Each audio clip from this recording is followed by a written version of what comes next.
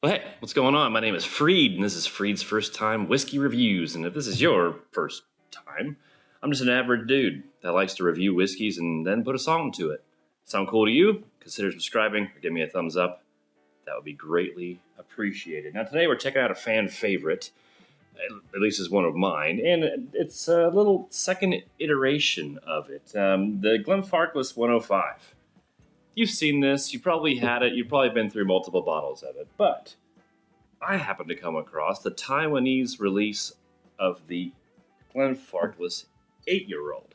Now, what I'm going to do is I'm going to put these two head to head. I'm going to talk about the slight differences between the two as far as the tube and the label, and then obviously the flavor components of it all, and see what the difference is. In theory and on paper, there's nothing different between these two things. They're both non-chill filtered. They're both natural color. They're both 60% ABV. They're both matured in ex-bourbon and ex-sherry barrels. And these come in a liter bottle. But one of the bigger differences is the price. $44 I paid for this, and like $110 I paid for the 8-year-old. Oh, cue obligatory Big Lebowski scene here. 8-year-olds, dude. Now, like I said, in theory, they're the same. They're exactly the same. But there are a few differences here and there, and I'll cover them right now. On the bottle itself, pretty bare bones on the 105s, the OG 105. Glenfarclas 105, cast strength, Highland single malt whiskey. That's basically it. As far as specs, it doesn't say anything about the natural color or filtration. At least it doesn't on this one.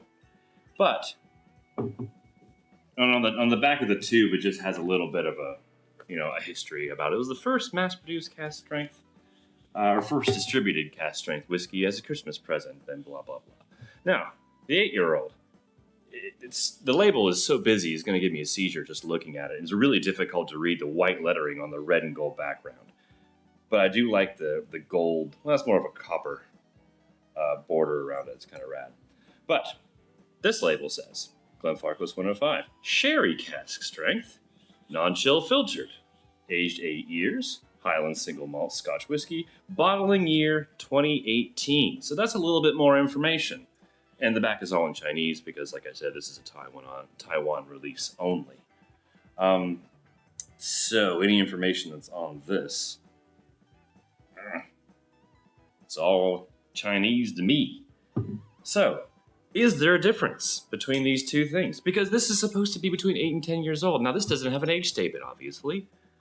And yet, it's easy information to find online that this is between 8 and 10 years old. This has an age statement on it of 8 years, which, if you're relatively new to the whiskey world, the age statement on the bottle is the age of the youngest whiskey contributed to that bottle.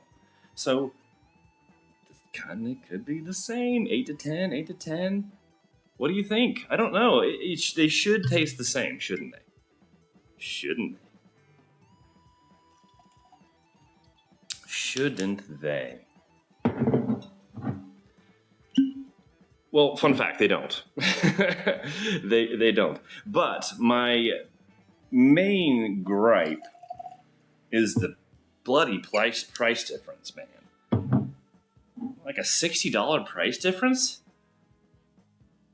And if you hadn't tasted this before at all, and you were just looking at that bottle, why would you buy that? It doesn't make any sense, especially if you know the specs of the OG. What's the point? I don't get it. Maybe they're just thinking every people over here are dumb. Shit. Speaking of being dumb, I forgot which was which. I think this is the 8. Yeah. Note to self. Don't call people dumb, because you, Freed, are dumb. Anyways, cut. So, yeah, I'm going to look at these head to head. The color is mildly different between the two. Just ever so slightly. The 8-year-old is a hair on the darker side, if I'm going to be a little nitpicky bitch about it. I do believe it's a little bit darker. I do believe I need to wash my glasses better. So there's that. A little bit darker on the 8-year-old. On the nose for the OG, and I've reviewed this, the original 105 before with my buddy Hill from the What We Drink in YouTube channel. You can check that out right there if you want to. It's a little long, sorry, but it's a lot of fun. So yeah, anyways, the notes are pretty much the same because I tried to go back to it and see if my notes had changed at all, and they hadn't. They're still pretty standard. Got toasted nuts, berries, a lot of berries, red berries, like dark fruit berries, rum raisin ice cream, like if you made vanilla pudding and then just crumbled fig Newtons and stirred it up. Oh, man, that sounds awesome, actually. You know, those fat, spicy jelly beans that Grandma always had? You didn't like them, but you ate them anyway because you just wanted candy and you were a kid. And just a little bit of black tea on the nose. It's a great nose. Great nose. A little more sherry forward than this one. But anyways, on the nose, on the labeled 8-year-old, so much more subdued, ridiculously. Well, this is more sherry forward. This is more oak forward. Some nougat. You ever made yourself laugh just saying a word? Nougat. I got some nougat. Focus, Freed, focus.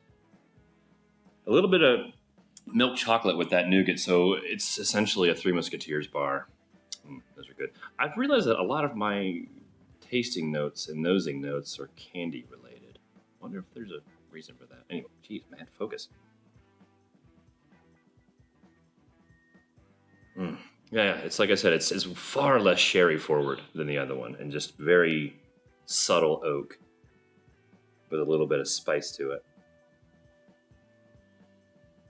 Like if you frosted a white cake with circus peanuts, but not like really banana-y circus peanuts.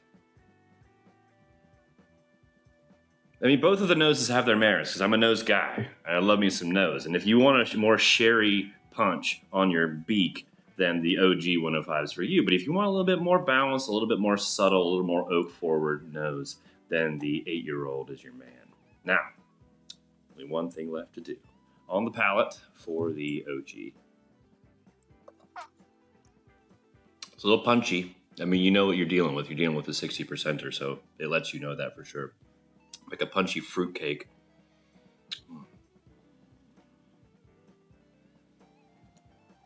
Some more of those roasted nuts, almonds, pecans, and like some pipe tobacco or like cigar tobacco. Like that cherry Cavendish. Have you remember that from back in the day?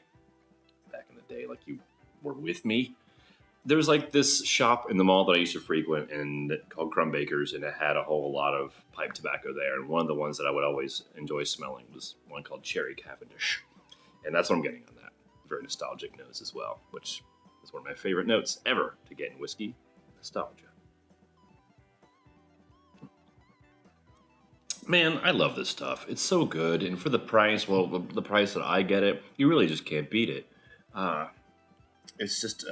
It's sherry when you want it, but it's also a bit of like bourbon matured stuff when you want it with a little bit of sherry in the back.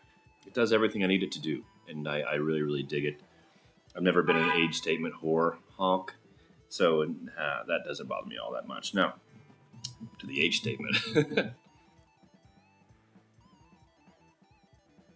I think I do prefer the nose on this one, though. It's a little bit more balanced and nuanced and just sophisticated. It's a little bit more sophisticated, where this guy is just a college kid ready to get you drunk, but with a lot of yummy flavors.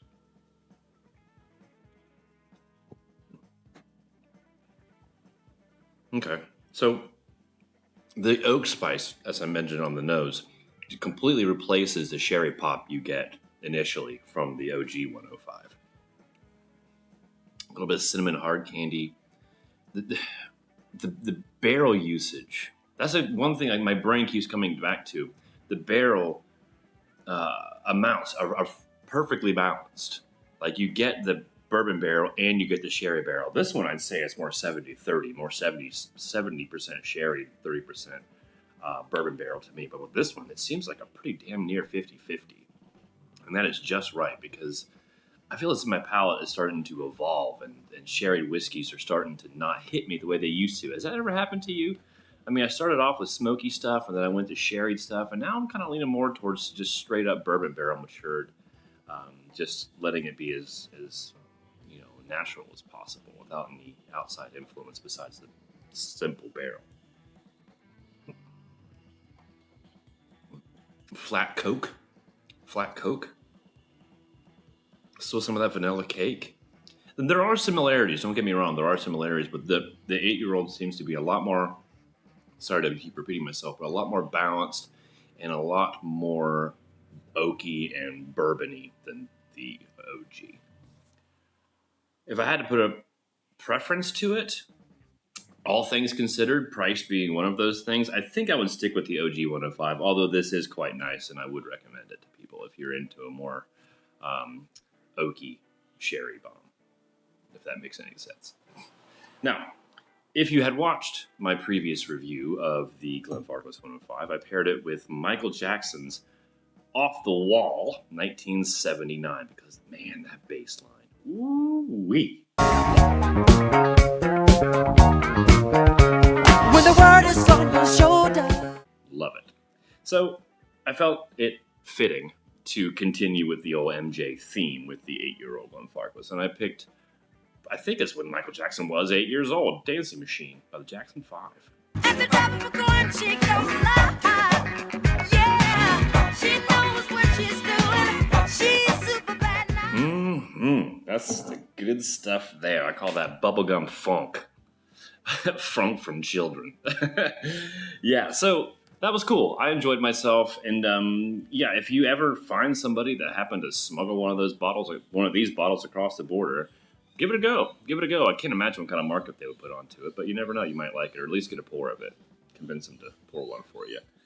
So that's all I have for this. And again, if you like this type of stuff, please consider subscribing and giving a thumbs up. Much obliged, and we'll see you on the next one.